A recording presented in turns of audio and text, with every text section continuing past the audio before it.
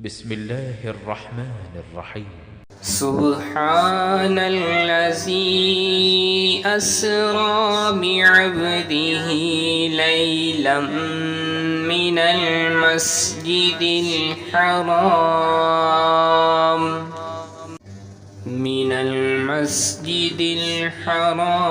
إلى المسجد الأقصى الذي باركنا حوله لنريه من آياتنا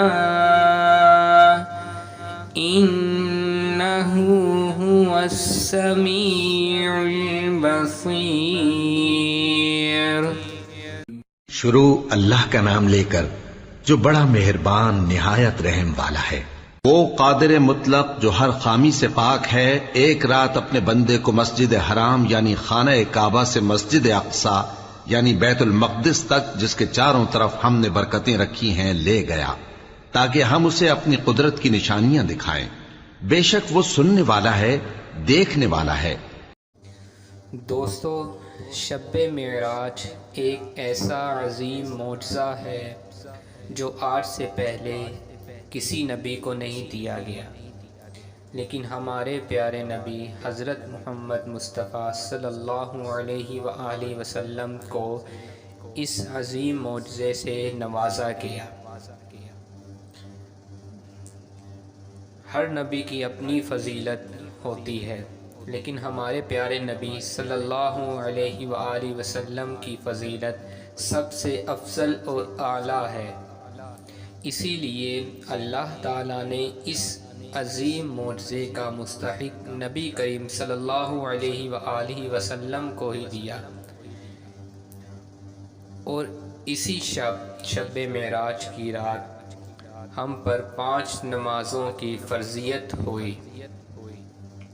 اب میں آپ کو شب معراج میں پڑھی جانے والی نماز یعنی کہ رجب کی 27ویں شب کو پڑھی جانے والی نماز کی تفصیل آپ کو بتاؤں گا۔ اب میں آپ کو نماز معراج کا طریقہ بتاؤں گا جو ماہ رجب کی 27ویں شب کو پڑھی جاتی ہے۔ اس کا مکمل طریقہ میں آپ کو بتانے جا رہا ہوں۔ اگر آپ اس کو لکھنا چاہتے ہیں تو لکھ لیں تاکہ آپ کو آسانی سے یاد ہو جائے۔ اس نماز کی ٹوٹل 12 رکعت ہیں۔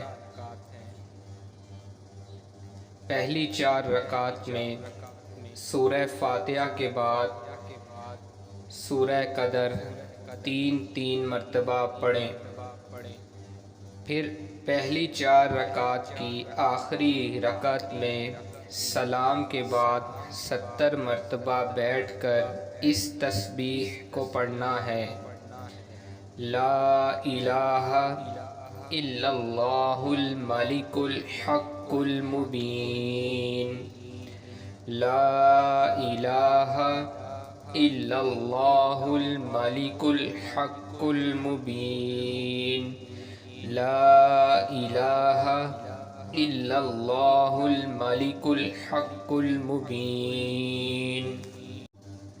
اس کے بعد دوسری 4 رکعت میں سورہ فاتحہ کے بعد ہر رکعت میں سورہ نصر 3 مرتبہ پڑھنی ہے،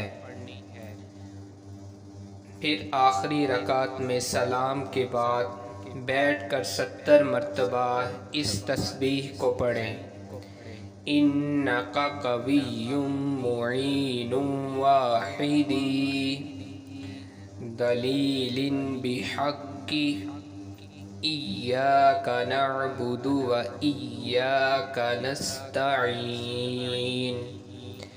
انک قوی معین واحدی دلیل بحق ایاک نعبد و ایاک نستعین۔ پھر آخری 4 رکعت میں سورہ فاتحہ کے بعد 3 مرتبہ سورہ اخلاص پڑھنی ہے، اور سلام کے بعد 70 مرتبہ بیٹھ کر علم نشرح پڑھیں۔ پھر نماز مکمل کرنے کے بعد بارگاہ رب العزت میں دعا مانگیں۔ انشاءاللہ تعالی آپ جو بھی دعا مانگیں گے، جو بھی آپ کی حاجت ہوگی، وہ اللہ تعالی اس نماز کے صدقے ضرور قبول فرمائے گا۔